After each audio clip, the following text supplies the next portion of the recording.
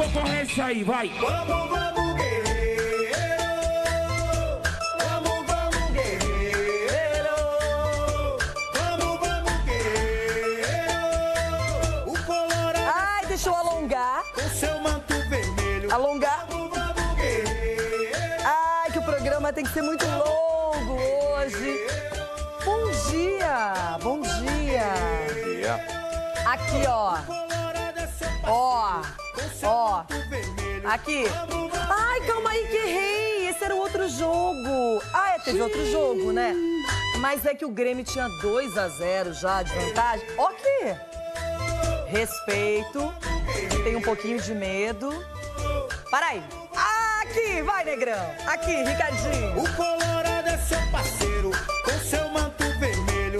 Vamos, vamos, guerreiro. Alguém disse que o Guerreiro estava sumido, que não fazia gols há alguns jogos, que o Dedé ia colocar o Guerreiro no bolso. Quanto palpite furado, errado, sem nexo. Para que tem mais uma aqui, deixa eu ver o que é.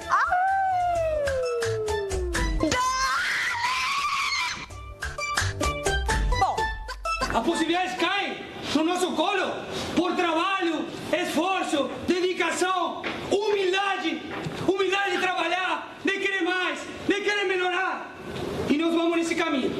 Agora caiu no nosso colo uma chance de classificar 2 rodadas antes. Então vamos com tudo, entra com tudo. Não deixa os caras crescerem no jogo. E vamos juntos, bora. E vem no passinho do Saci.